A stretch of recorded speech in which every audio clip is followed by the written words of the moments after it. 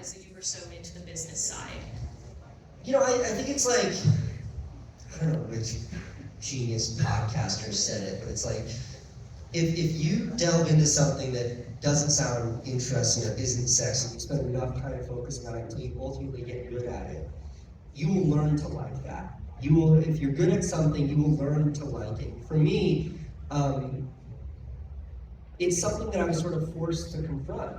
In fact, like, you know, when I first moved to New York City, I worked with my brother Van, and everything we did was as a partnership. All of our creative output was a partnership, and Van was like a real artist. I learned everything I know about filmmaking and creativity from him. But Van had a real aversion to the business side. He just didn't give a shit. And ultimately, like that played a big hand in us eventually parting ways and going off separately to build our own careers.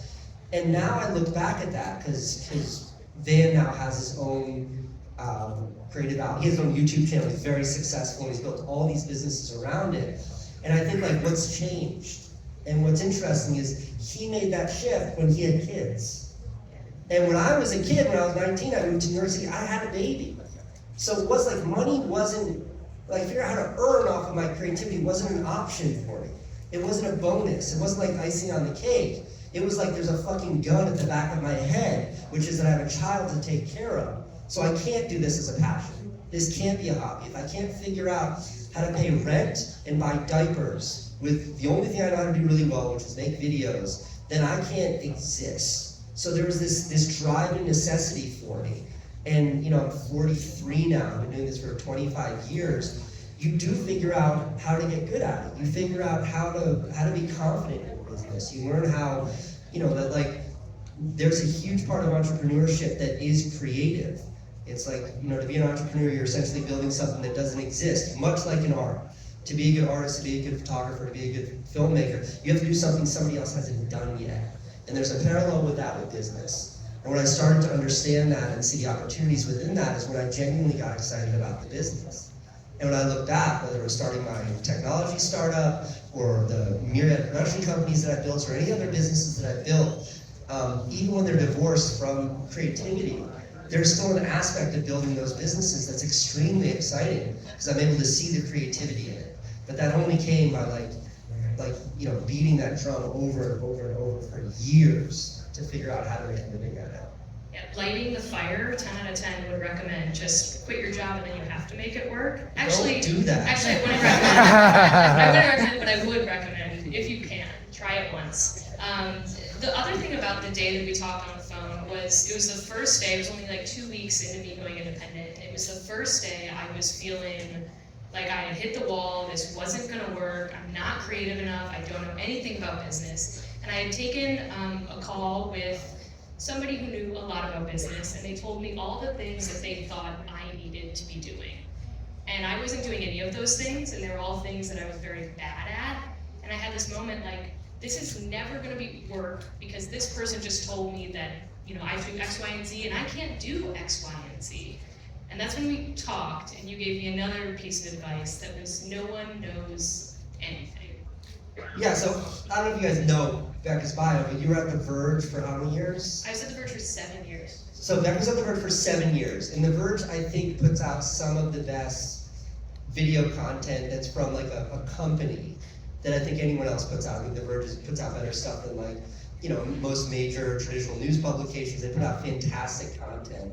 And within that, Becca really stood out because so much of the videos that she made, which were all focused around technology, they imbued a certain sense of personality and perspective. Like my rule in making tech videos is that don't tell me anything that I could read off of the box because I can just read the box. And like give me something that I otherwise wouldn't see. And I think Becca did that really well at the Verge. And then she made a video, you made a video that went really kind of viral, and it was about deciding to leave the Verge and do this on your own, which by the way, you've been phenomenally successful. Congratulations, it's a really big deal. Thank you guys. It's a high sense to notice. This is more vibey.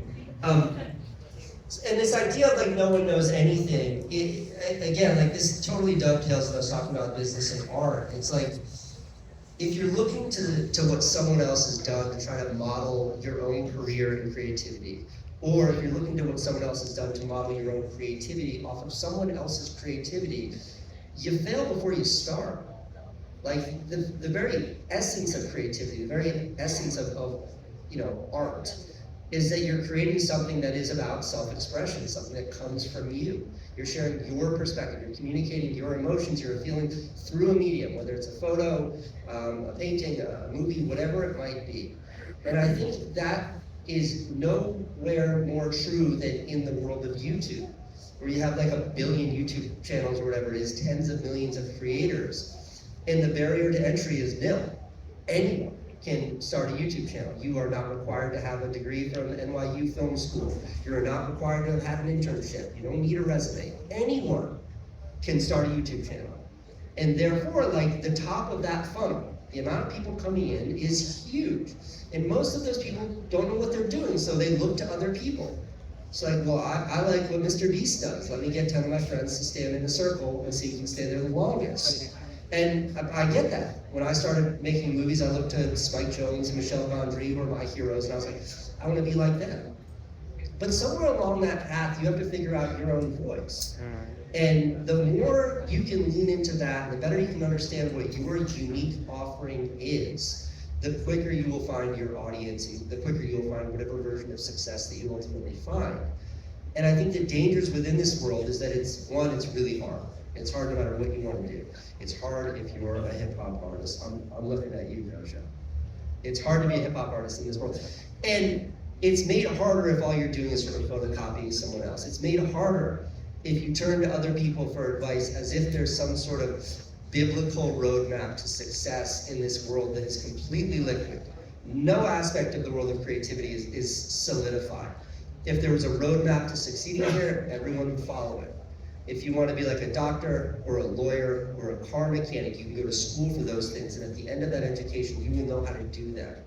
But if you want to be a successful photographer, filmmaker, painter, anything that requires creative expression, there is no defined path to success. So I think appreciating that, and then every time you get advice, which you should seek from everyone, filtering that through this sort of this lens that is no one knows for certain how to do it. No one knows the rules here. You take what information seems helpful, you dismiss everything else, and you run with that. And I think the example I gave you is when I was at like the peak of YouTube and I was putting out a video every single day, I had a very close relationship with the leadership team at YouTube. And it was always shocking for me when I would meet with them, because they knew about all kinds of shit that I had no idea about, all the behind the scenes stuff, the technical stuff. It was incredible. But the moment it got to like connecting with the audience or what it meant to be a creator on that platform, I realized really quickly that I put out 1,200 videos. I have 3 billion views on this channel, and no one on the leadership team has anything close to that. And it was like, they don't know what I know. And if you talk to any YouTuber specifically that's really prolific, their understanding as to how to leverage that platform grossly exceeds anyone whose job it is to understand how to leverage that platform. And I think that was a really distinct moment for me in appreciating that there's no rule book here in any creative space, but for me it was YouTube. There's no rule book, and therefore you have to sort of find your path and just march ahead. Okay, we've talked a lot about business and such, but I'm assuming there's a lot of gearheads in this room. Okay. So at some point we have to talk about what gear we use. What are you using currently? Believe it or not, I don't have a short answer for this. So my main favorite camera is a Sony.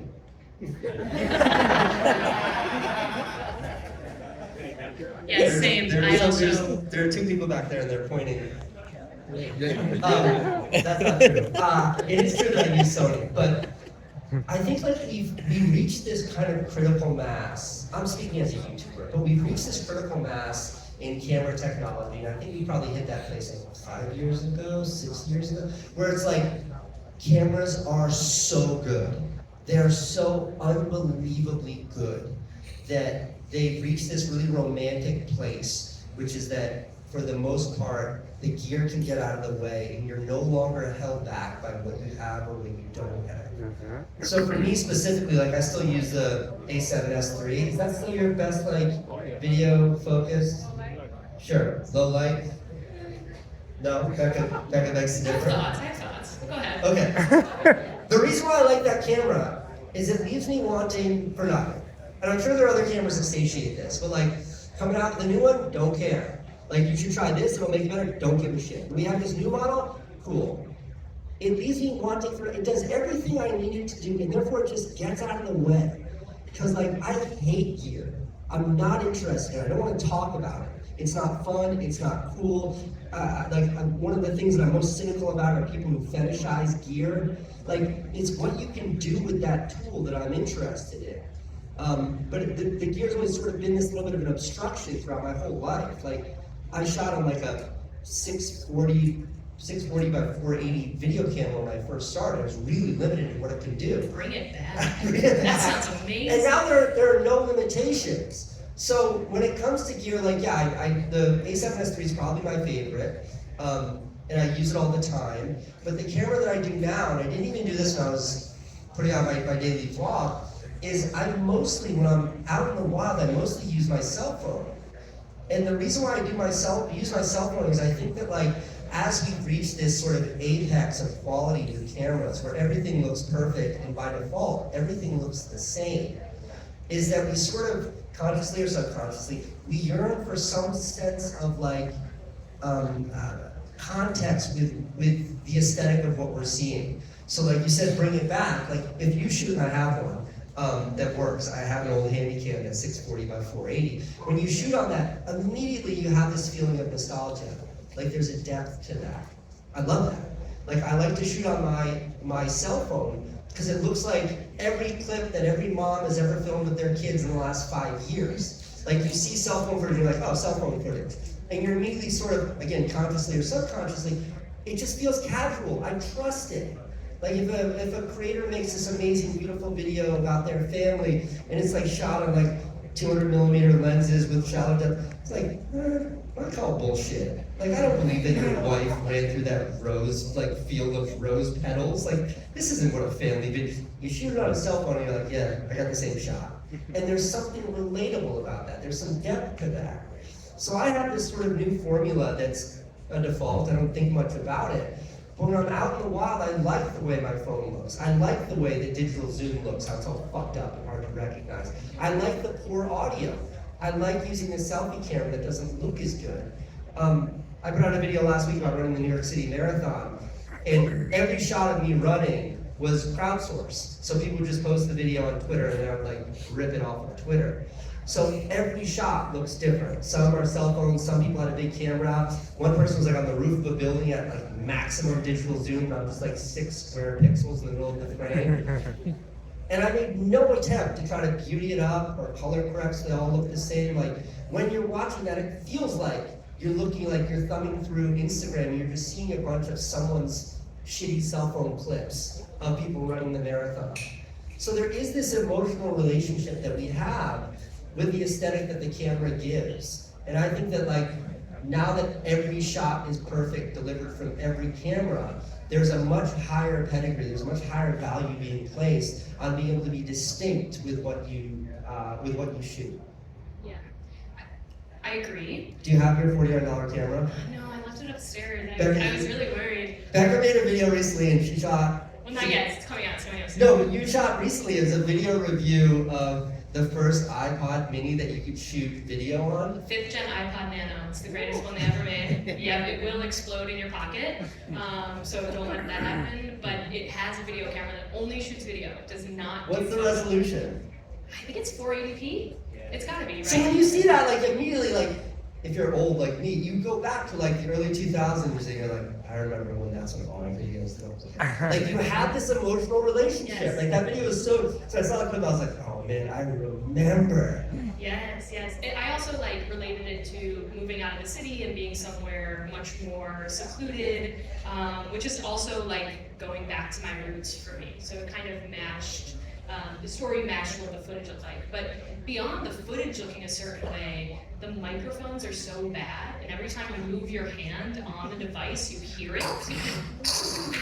And like stuff like that. Yeah, and it's incredible. They're also $20. Anyone can get one. You need to keep it plugged into a battery. That might be a little tough for some folks. But yeah, it's amazing. My thing though with new technology is there is a place for cameras that are getting better. Like, new cameras have new tools that I think push storytelling. Like, if you had a 16mm lens and a 300mm lens, you're gonna tell different stories with those pieces of gear. And I think that's where gear improvements are incredible and important. And yes, I still use a Sony A7C Mark I. It is the best. It's the best camera, and they're so cheap, and everyone, that's the Sony camera to get. But I love when new gear comes out, and I've been using the A1 Mark II, and it's so fast, and I'm gonna be able to tell a different story with that camera because it can do more and do different things. I also think the Osmo Pocket 3, does anyone have one with them right now? Yeah, there. I almost brought mine too, but I decided to take my $40 TikTok camera here instead. That camera has changed what I shoot because it's so discreet, but yet it's so good. And so I know I can bring it anywhere with me, and I bring it almost everywhere with me. And I know that when I bring it out, people won't feel intimidated, so they're much more candid. But I also know that it's a separate camera. Like, when I bring my phone out, I have notifications going off, TikTok's right there, and Threads is right there, and I don't feel like I'm dedicating myself to a craft. But with the Osmo Pocket 3, it feels like different enough that I'm like in the shooting zone, and I think that's important. So there's a place for new gear. Yeah, I totally agree. It's funny, you guys know Peter McKinnon? Who's that? Unbelievable photographer, storyteller. And he came to New York a few months ago, and like, the Osmo is like his main video camera.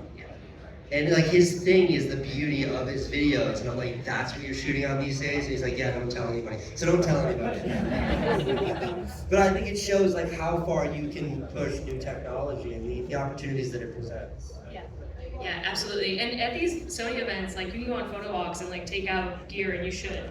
Take out the two most different lenses. That's my advice. Becca, I have a question for you. Lay it on me. Tech YouTubers, I think it's one of the hardest genres of YouTubing to stand out in. Because like, if you're doing straight reviews, it means you're competing with Marquez Brownlee and you will lose. Because there's no one as good as him at that. There's no way you will beat him. He has his own voice that no one can compete with. His perspective is so trusted. I watch every one of his videos whether or not I care about what he's reviewing. So you can't go that route. And then there's about a million other people that are sort of fall into that vertical. And it's such a common format, yet you're a few months into building your own channel that is mostly focused around tech reviews, and your stuff is so distinct. Like, how did you like the idea of reviewing a 20-year-old iPod that only shoots at 480 and has to be plugged into a battery is absurd. No one cares, yet that was the video that I chose to watch that day. Because I was like, I want to see that. Like, how did you get there? Well, people do care about that camera. Clearly, I watched it. Yes, and I care about that camera, which is how I decide to make stuff. I think the way I approach tech YouTube is, I agree, if you can read it on the box, like, don't say it in the video, but my analogy for that is, if this could just be a written article online, then don't make the article. People just go read it, it'll take less of their time, and it'll take less of your time. You could just write the article. Instead, I try not to say specs, because turns out most people actually don't care about specs anymore. And I just start using the thing.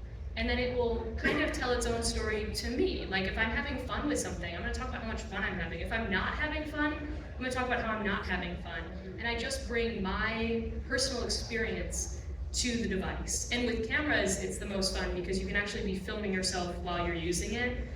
So filming like myself, I'm doing an earbuds review right now, and that's much tougher because it's just me sitting there like, it's not so visually fun. But with that, it's like I can talk about the ear tips are squishier than most, or this case, I fiddle with it a lot, and I start to know and notice the nuances with each device. But above all else, and what I'm trying really hard to do, and saying it out loud here will maybe hold me more accountable, is I want to tell you all more about me through these devices. Like, I love tech, and so why? And I'm gonna start exploring more of myself and the people in my life and the places I go with tech. And I think that's how you can really make things unique. And that's something you've definitely done. All of your work is about your life. I think that's a universal truth that is often misinterpreted on YouTube, which is that, you know, in order to be distinct, people need to be subscribed to your perspective. And there's certainly a spectrum there. Like I have delved into the most intimate aspects of my own life, but like, you know, we're gonna pick on Marquez a little bit more. Like, Marquez is just a tech YouTuber. Yes. He never crosses that line. Yet I feel like I know him through watching his content, and therefore I trust his perspective because I know his perspective. And I think that's like, that is one of still like the sort of biggest opportunities on the platform is if you're able to share with people who you are and whatever that might mean. And it certainly doesn't just mean like by sharing intimacies of your life, but if they're able to access who you are and then trust who you are, they'll come along the ride with you no matter what that ride may be. Which, like I said before, I watch Marquez's videos regardless if I care about what it is that he's reviewing. And it's because I care about him. And therefore, like, I'm signed up. Let's go. Yeah. Do you think that someone, you're closer to this than I am. I've been on YouTube since 2007. How many people here were born after 2007? Both of you. Welcome. I've been on YouTube since 2007. Your channel's, I mean, you've had your channel for a while, but you've been all in on it only for a few months. Do you think that someone can start today and say, I want to use this platform as my medium for creative expression and actually find an audience, or do you think it's just so saturated? You can definitely do it. It is hard. It is very saturated. And like, don't fool yourself. This is like very difficult. And I was very lucky to build my brand at The Verge, Right. which already had 3 million subscribers when I started working there. Which putting up your first YouTube videos to 3 million subscribers is terrifying. Your first video that you ever made was published on a channel with 3 million subscribers. Man. Yeah, just straight up. Here we go. Straight into the lines there. Just throw myself in. So I was very lucky to start that way. But I wholeheartedly believe that if you really care about something and you can talk about it and show how you care about it, people will follow along. And this is proven by the fact that there's many like YouTubers that I watch that have, I don't know, under 1,000 subscribers, and I love them and I care about them. And there's one who recently announced that she's like quitting, and I got sad and I messaged her. I was like, don't do this. Like, I love you. Look, YouTube comment section is not for the faint of heart. How many people here use YouTube for one reason or another? Not watching, I mean, just to distribute anything that you make. Yeah. Posting. Posting. Hell yeah. It's also interesting. Here comes cynical Casey again, but it's like, I feel like 10 years ago, 2004, 2014, 7 years ago, was when what it meant to be a YouTuber was sort of a fairly defined, a fairly defined thing. That was when YouTube had like their creator program. They elevated a handful of creators, and it felt like YouTube was saying, this is what it means to be a creator on our platform. And that went away. And that went away probably for good reasons, like they kept getting in trouble with adpocalypses, with elevating certain creators that would then do bad stuff, and the whole platform would suffer. So they took like a hands-off approach. There was like full-on billboards Yeah, of they used people to in do New York billboards, City. for It was sure. crazy. Yeah. And all that's gone. And now it's this much more ambiguous thing. And I think the cynical perspective, the negative perspective is it's like, from afar, the only YouTubers that are really like exploding in viewership are not, how do I say without being mean, it's like creative expression is not their mission. Yeah. It's something like sensationalism, fame, attention, money, bullshit. Or they're really good at that 51% of business. Yeah, or they're good at that 51%. None of those things I care about. None of those I think are interesting to me. None of those have, I think, like a kind of artistic integrity. They're still succeeding, which means they've done something right, and I have a deep appreciation for that. But it's not the kind of work that gets me excited. That's the negative take on it. The positive take on it is that I think as YouTube has become much more fragmented, so it no longer means this sort of monolith that I think I was a part of 8 or 10 years ago. I think the opportunity for individuals to find their creative outlet there has never been more profound. I think the opportunity to succeed as a smaller creator has never been more real. And to like find your audience, like you no longer have to be like a kid sitting on the edge of your bed talking about like your life to be one of the YouTubers, but you can be something much more niche and ultimately find your niche and find success in that. And that's a really hard thing to celebrate. It's a really hard thing to promote. I will say like in the last year alone, I've probably had 10 meetings with really smart technologists, people that are in positions of real power to change things. And one conversation that just keeps getting talked about is that the top creators are way overpaid. But that's what they say. That's a joke. I'm grossly overpaid. And then the bottom tier of creators that have the same kind of relationship with their audience, just a smaller audience, it's not just that they're underpaid, they're undervalued, they're invisible.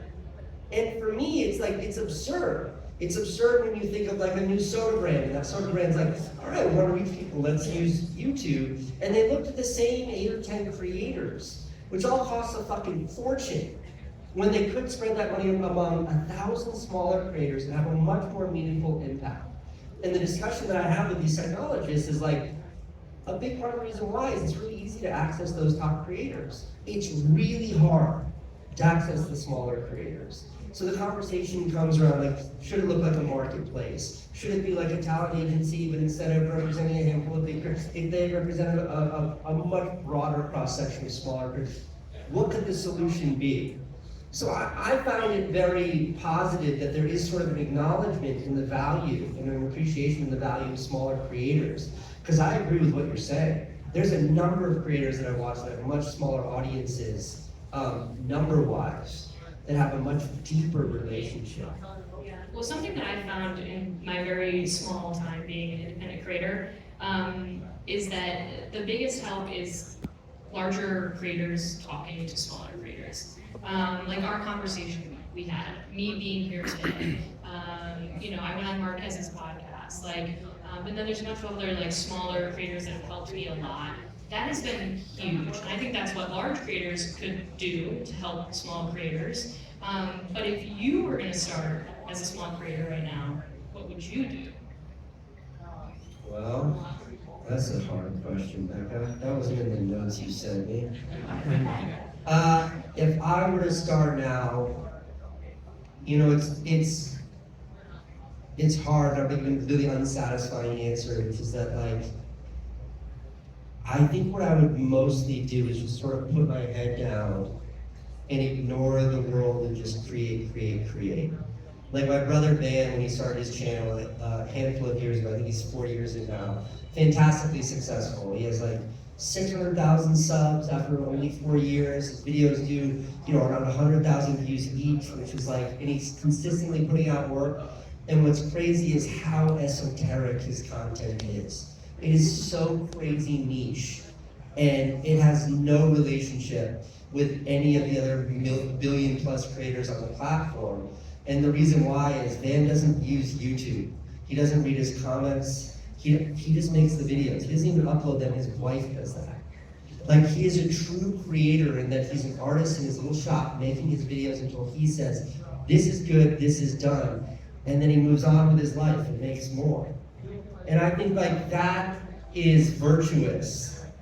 And I don't know anybody else that can do that. I talk a lot of shit about not reading comments, but I still sit up alone in bed crying. Crying to myself, reading comments. What is so mean to me? It's hard to read those comments. But I think that how do you stand out among a sea of a billion other people that are all chasing down the same pursuit that you're doing? I think the only way to do that is just to ignore everything and try to figure out what your voice is, what's true to you. And the more you pay attention to what other people are doing, the harder it's going to be to find that voice. And this is like a bell I've been ringing my whole career. And it's really easy for me to say because I know what it means. But when I think back to 20 years ago, and somebody telling me that, I have no fucking idea what that means. I don't know how to translate that today anymore. Those words mean nothing. And it's one of those things that you will only discover it through work, which is why it's so sad that creator that you like is giving up. Because chances are, they just haven't found their voice yet. Yeah. Like, that is the pursuit. Yeah. You also told me that on our phone call, to just like keep making stuff, just keep going. And sometimes I like cringe, it's like cringy to say this, but like the person who works the hardest is often someone who will like get the most reward. And I found that to be true in my career. Like if I just work hard, if I put in 2 more hours than every other tech creator, which I'm sure that I don't, but I try, that will pay off. And it has, because you'll learn a little bit more, you'll get more output out there. Yeah, hustle culture was like really cool, and then it got really vilified. Yeah. We should bring back hustle culture. Well, maybe we modify it a little Fuck bit. you and your burnout. Work harder. I mean, like, I did it. I get to say that. It's awful. It's awful. Like, it is miserable. Like, I can remember, like, when I think back on those days, and like, I had all of these advantages, because when I found success on YouTube, I also had money, and like, I had all of these things. Like, when you're getting a lot of views every day, it's a reason to keep going. So I had all these benefits, but it was still like waiting for my wife to like take the baby to give her bath, and opening my laptop and working and hiding it from her, and waking up at 3 in the morning 7 days a week for 800 days in a row, because at 3 in the morning she'd still be asleep, and she wouldn't be like, spend time with your family instead of editing. She is right. I should have spent time with my family, but I didn't. Like, if you want to succeed in this world, it's fucking awful. You have to be willing to do that. And if you're not willing to do that, I respect the shit out of that decision. I think that in most cases, that's the right decision. Like, I think that like a younger, more brash version of me will be like, quit your job, day jobs are for suckers. I do not believe that at all. I think that like we all have to find our paths in life, and all that matters, like success is defined by sort of self-fulfillment and feeling good about yourself every day. And I know a lot of people who have jobs they may not love, but a job that sort of fills the box, that pays the bills, that works for them. And by having that job, they're free to pursue their artistic expression as something that is a passion. I do it on nights, I do it on the weekends, and I love it. Because like there's that old maxim that's like, how do you take something you love and turn it into something you hate, like turn your hobby into a job? And there's truth to that. Like, how do you start compromising your creativity is when you realize that more people watch if you do this stupid thing that you hate, so let me just go in that direction. Like, to contradict everything that Becca and I have said for the last 45 minutes, I'll say that like, once you start finding something that works, if it makes money, chances are you're gonna keep going in that direction, even if it isn't what isn't artistically true. But if you are that 1%, if you are that fucking sociopath that like wants to succeed in this space at all costs, know there's a price. I've never met a professional athlete, I've never met somebody who's professional in the creative field, a musician, a singer, I've never met someone who hasn't made an entrepreneur who hasn't made insane sacrifices to do that. Like, it's not for everyone. If it's not for you, appreciate that. You're blessed that it's not for you. Like, you know, God is like curses people with ambition. It's not always like a great thing. My best friend in the whole wide world, somebody who I love more than anyone, he's like a dad with 3 kids, his wife is a teacher, and he lives the most wonderful life because he goes home from work every day and he doesn't take his work home with him. And he's home with his 3 beautiful children. Like, he lives a fucking great life. And if I'm trying to quantify what success is in life, he's maybe the most successful person I've ever met. Yeah, it's funny, since I went independent, everybody I know, stranger or best friend, asks me, how's it going? And I always say the same thing. The good days are 200% better, and the bad days are 200% worse. And it is a grind, but I'm gonna try it because this is what I like. Okay, we only have a little bit of time before we get to the Q&A, and I really wanna ask you this question. Okay. I've been asking a lot of creatives this question lately. I get like stuck on a question, and then I ask everybody that question in my life. Right now, this is it. What is a video that you've wanted to make for any span of time? You want to make it for like a week, you've been wanting to make it for a few years, but you haven't, and why? Okay, I don't know if I have a direct question to that, but a direct answer to that question. But Did anybody see? I made a video about running the marathon this year. I just put out like a week ago. Anybody see it? Yeah. Okay, so in that video, I bastardized this idea that I wanted to make a video about. It means I don't get to make this video that I've been sitting on for like 2 years that I want to make. And So you did get to make the video. but I didn't like.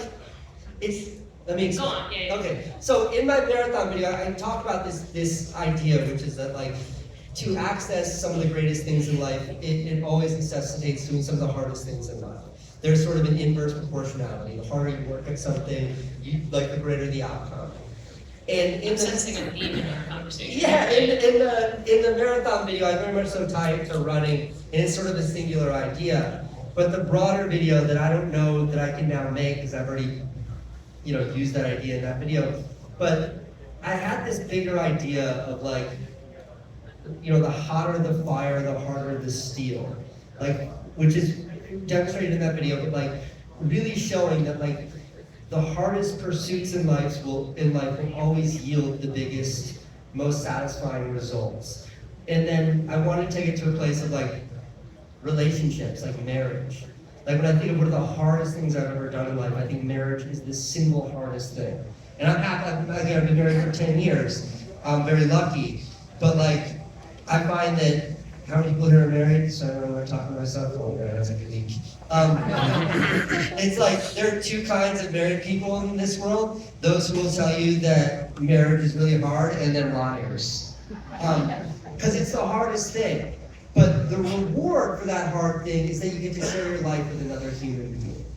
Or it's like having children. If you're someone who chooses to have children, like, yeah, you've got to give up going out. You give up your social life. You give up your friends. Like, weekends you're changing diapers instead of going to brunch and having bottomless mimosas. But what you get for it is like this version of love that can only be accessed when you have a child.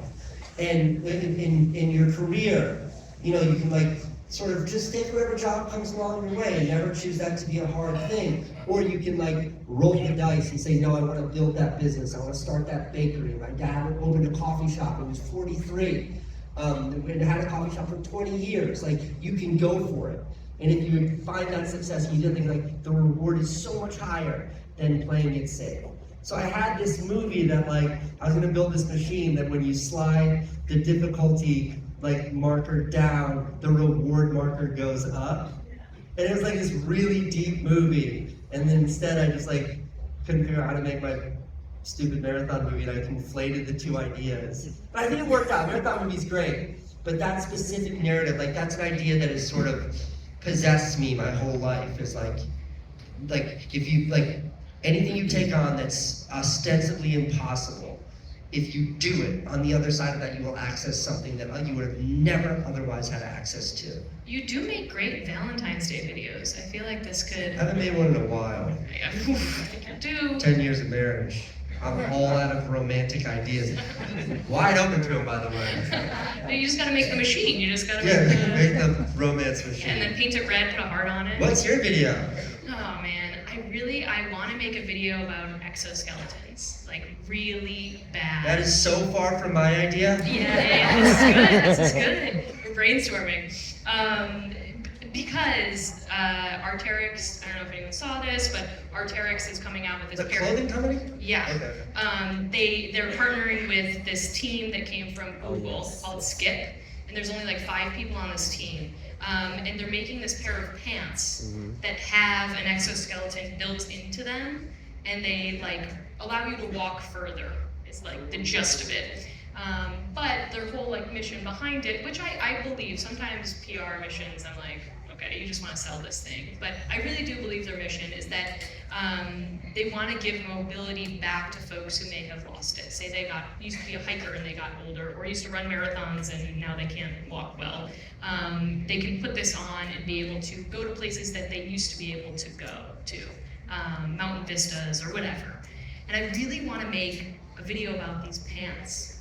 And I want it to be about like being able to move and how important movement Becca, is. this seems very doable. It is doable. It's very doable. But I don't want it to just be about a pair of robot pants. My buddy, this is an AV conversation, but feel free to. Yeah, join in. My buddy Paul Yeah. was eaten by a shark.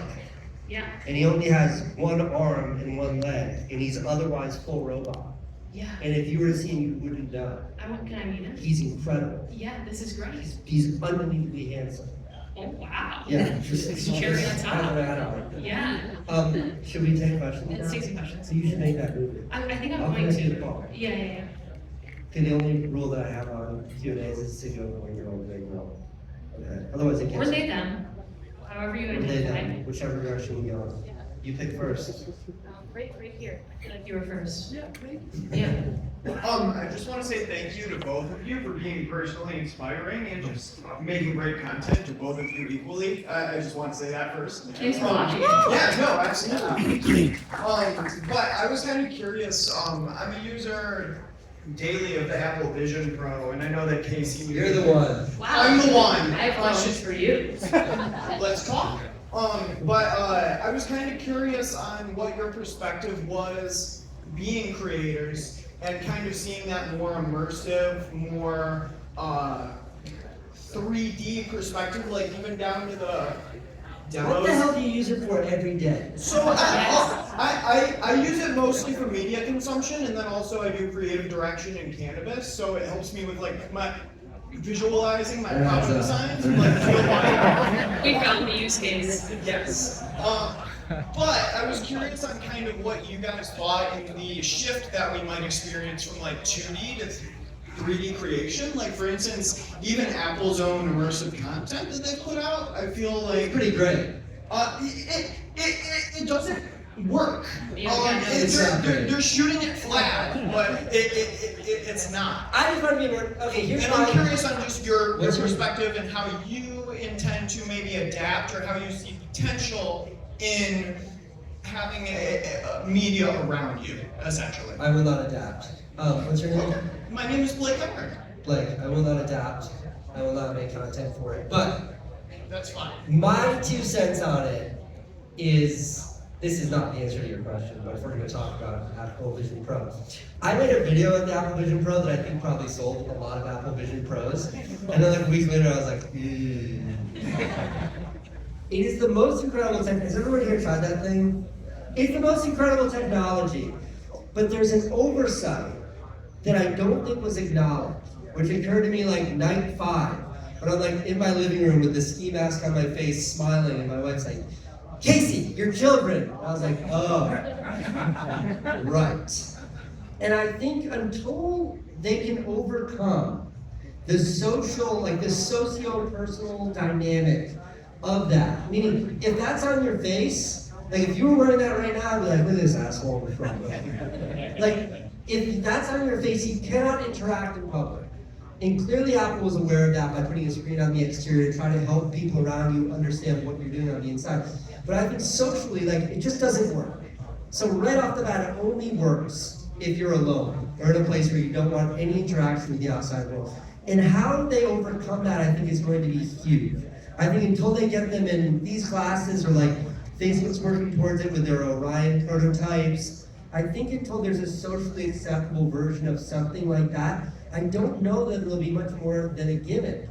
And that's why I answer you so curtly, which is like, I'm not interested in making content for something that is mostly just kind of like a gimmick. Like, who here remembers when like 3D TVs were a thing in like 2006? We're like, oh, this is the future.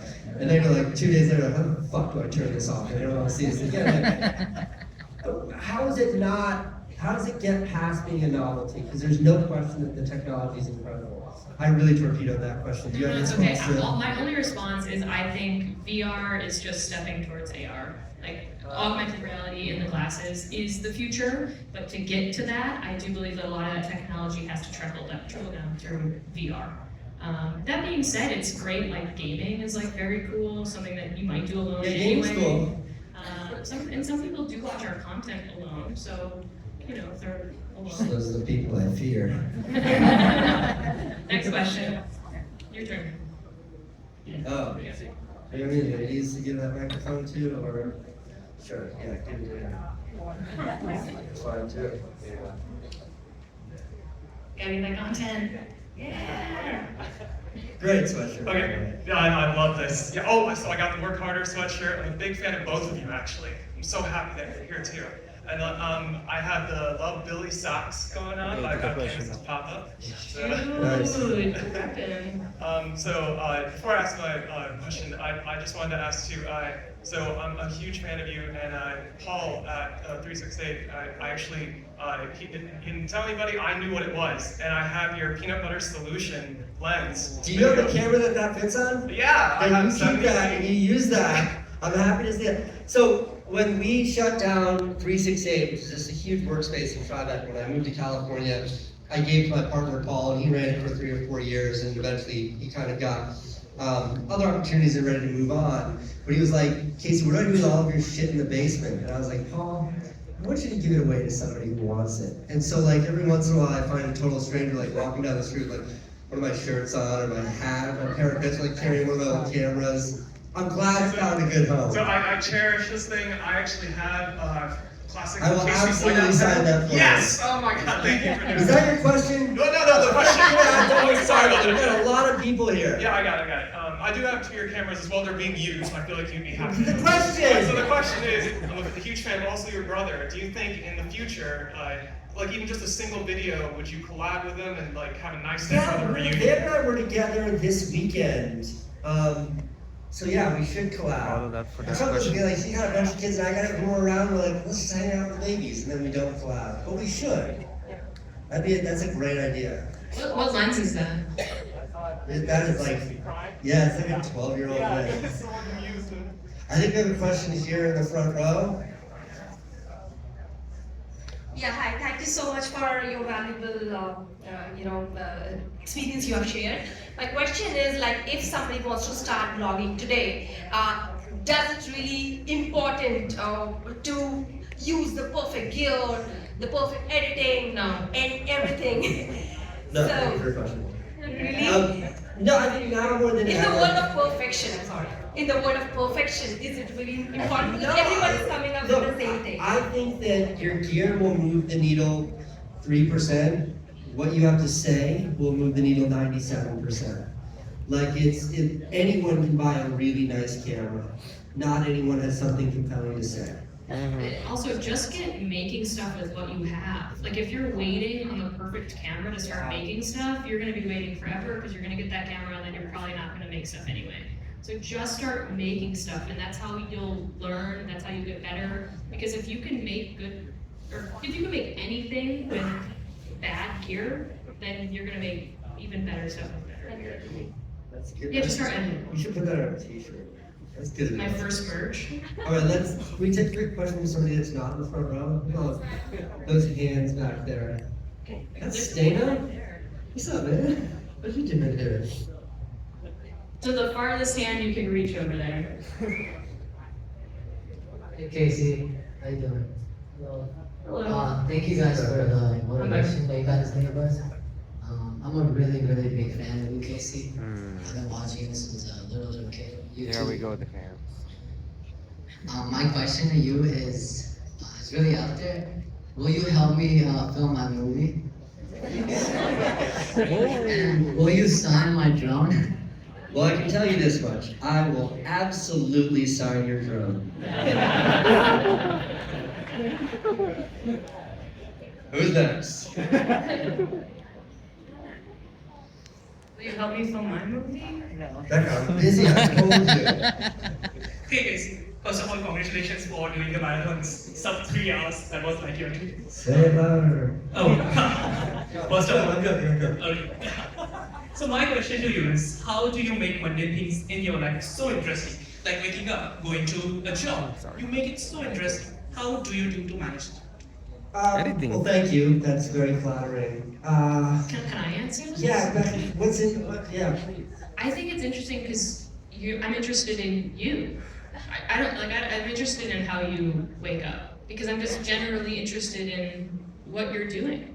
To me, it's like I feel like I know you in some way and I want to know you even more. That's how I feel. Well, thank you. That's interesting to hear. I mean that. And from my perspective, interestingness is a really challenging quantifier. Like it's an intangible. There's no metric, because you might find it interesting, you might find it boring. It's really hard to define interestingness. For me, it's one of those things that I just sort of hone. And this isn't about me being interesting. This is, when I'm editing my own footage, I've really done it a zillion times, edited every video I've ever made, and I don't see me in it, I just see the story. So it's always just is this interesting, is it not? And if it isn't, make it interesting. And if it is interesting, why is it make it more interesting? And I'm really focused on that. And I think some of the things that I lean into are, as pedantic as this, as pedestrian as this sounds rather, it's the universal appeal. So, I don't give a shit about why you ran a marathon. So with that, let me just assume no one gives a shit about me running a marathon. So what's the perspective I can put on this story, I'm using that video, this is the most recent video I made, that will help anyone who's interested in anyone running a marathon? Not as an instructional, but just let me share a story that anyone who's ever ran a marathon, or zoom out even further, anyone who's ever challenged themselves to do something hard, can they watch this and relate to it? And if the answer is yes, I've sort of achieved that goal. So the more self-aggrandizing or more nuanced it gets where it's just for me, then the less people that are going to, again, ostensibly care. But if you can see yourself in stuff, if there's something you can watch that you can relate to in any capacity, I found the relationship to be much stronger, the interestingness to be much higher. So though I'm always pulling subject matter from my own life in my videos, I'm always doing it with sort of a universal perspective on it, which is this something other people can relate to? And if it isn't, no one's gonna wanna watch it. And that's what I lean into. The marathon movie specifically, was a really easy one, because I was able to talk about, my friend Roberta, who also ran the race, and then this man named Chris Koch, who was running the New York City Marathon, and he was born with no arms and no legs, and he ran the same 26.2 miles that I did. And it's I relate to him and his challenge that he took on in the same way that I did my friend, the same way the other 55,000 other people are. Let me try to tell that story. And I can tell it from my own perspective because I also did it. So that's a really hard question. Interestingness. There's question. Hi, thank you to both of you for a very interesting panel. And Casey, I just want to say, before my question, you're the whole reason why I'm in New York City. Ever since watching your daily vlogs, and I wanted to be in New York. The day you said you stopped vlogging, my heart broke a little bit. Sorry. New York's working out for you though. I know, it's been great. It's a dream come true and being here with you. So I'm just going to go straight to my question, which is, what has been your responses, both of yours, responses or reactions to the rise of short form content, where a lot of content creators are actually focusing more on, let's say, 30-second or 60-second videos, and they would actually dedicate more of their resources to that because they know that they're just getting more traction from that. And how do you think that's going to impact the content space in general? Thank you. I have been, since going solo, I have been endlessly told that I need to be doing short form content. I need to be dedicating way more time. I need to be pulling 2 or 3 short form pieces from my long form pieces, and I have not, because I don't like short form, truthfully. Yeah, but it comes at a cost. I won't get the reach from short form. I won't get the money. Oh my gosh, you can sell ads on short form. That's all I hear. You can make so much money, you can make so much money. But I just don't like it. And I am fortunate enough that I have a base on YouTube and I can grow from there. And I will at some point focus more on it maybe when I get to it. But I would say do what you want to do. Especially if you're not making a living doing this, do what you want to do. Find your base where you want to find it. I just believe in YouTube and I love YouTube, and that's where I feel like my base is, so that's where I'm focusing. But yeah, and listen, people tell great stories on short form. It's amazing. It's just not for me. So that's how I feel. Becca said perfectly. I mean, despite spending, I try to watch less than 7 or 8 hours of TikTok a day. Oh yeah. For my health. I fucking hate creating for it. I hate it. Somewhat ironically, of all the videos that I've made in my entire life, the most watched video I've ever made is one shot, no cuts on my cell phone where I'm walking down Broadway, there's a hole in the ground, and I kick a hole in it, and that's the whole shot. There's nothing else. That was seen like 150 million times. I was like, fuck, really screwing this whole thing up. But it's, like Becca said, it's not for me. And it doesn't, to take it down, I think there's brilliant creative done in short form. Like, Yes. it's amazing. I agree. It's amazing. But I think it is also a short path to success. You start flooding your YouTube channel with YouTube Shorts and one hits, your channel will explode. There's real opportunity in it. Like, me not embracing it is a luxury that I get to do because I'm grandfathered in with all my subs. But I just like, I don't know how to do what I do in that format. And it's like, as movies have shifted in the last decade plus with streaming and superhero movies and all of that, there's still room for a quick Tarantino to make a 3.5 hour long movie about whatever the hell he wants to make a movie about. Like, he's still able to do his thing and be successful. And we're still lucky enough to be able to, like, I'm still lucky enough to make my 10-minute YouTube videos and they can find their audience. So I'm definitely like, it's this huge vacuous opportunity that I'm not exploiting. You should be. I'm not There it is. exploiting. Every day I get this from somebody else. Yes, I agree. But as far as me and Becca, I just learned being able to sort of package our creative expression into that. It's not. I hate it. It's so hard. I mean, it's fun. It's just like I put so much time into So it. the people that are good at it are so good at it. They're so I can't good. do what they I do. won't be that. I'm not them. No, I'm not that. Yeah. Great question. Okay, one more. Got zeros across the board on my clock here. Hello, nice to meet you all. So question to both of you. You already said you kind of hate short form videos. If you could decide for one day what the algorithm really pushes to an audience, what kind of content, except like long form content, would you decide to push out if you were in charge? Mine would be all anti-TikTok propaganda about how it's poisoning a generation and it's Chinese spyware. It's going to take over civilization. Just video after video, just relentless propaganda campaign to turn an entire generation against the platform. Becca? Yeah, I think same. Or just like Craig Adams hiking videos, so that everyone just has to sit and watch this man hike in beautiful places, and maybe they'll go outside more because of it. That probably makes really better. Guys, thank you so much.